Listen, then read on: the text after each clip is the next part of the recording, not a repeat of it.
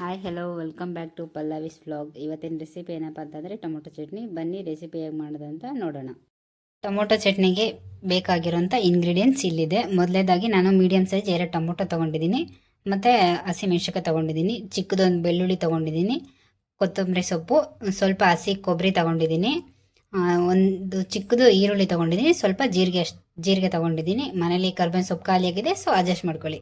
ಮೊದಲನೇದಾಗಿ ಕಡಾಯಿ ಇಟ್ಕೊಂಡು 2 ಸ್ಪೂನ್ ಅಷ್ಟು ಆಯಿಲ್ ಹಾಕೋತಾ ಇದ್ದೀನಿ.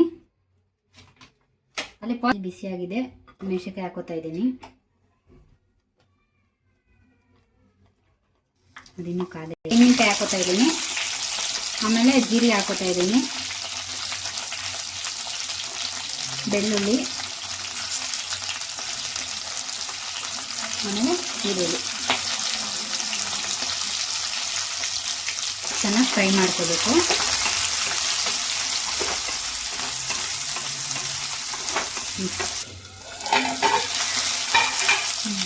ಚೆನ್ನಾಗಿ ಫ್ರೈ ಆಗಿದೆ.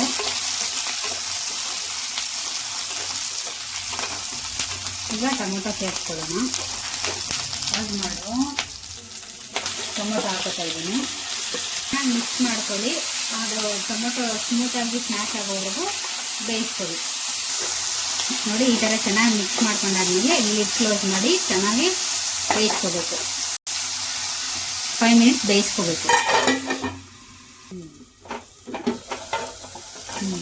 ನೋಡಿ ಎಷ್ಟು ಚೆನ್ನಾಗಿ ಸ್ಮ್ಯಾಶ್ ಆಗಿದೆ.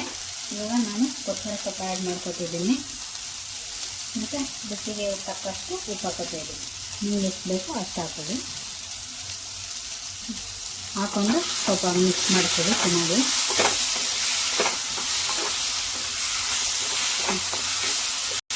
ನೋಡಿ, ಚೆನ್ನಾಗಿ ಮಿಕ್ಸ್ ಆಗಿದೆ, ಬೆಂದಿದೆ ಕೂಡ. ಈಗ ಸ್ಟವ್ ಆಫ್ ಮಾಡಿಕೊಂಡು ತಣ್ಣಗಾಗಿಸ್ಬಿಡ್ತೀನಿ.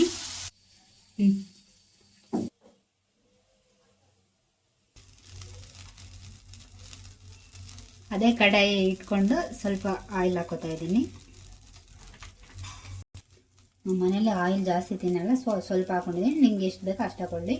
ಸೊ ಈಗ ಸ್ವಲ್ಪ ಸಾಸಿವೆ ಹಾಕೋತಾ ಇದ್ದೀನಿ. ಸಾಸಿವೆ ಚಟ ಅಂತ ಸಿಡಿತಾ ಐತೆ. ಈಗ ಒಂದು ಮೆಣಸಿನಕಾಯಿ ಹಾಕೋತಾ ಇದ್ದೀನಿ.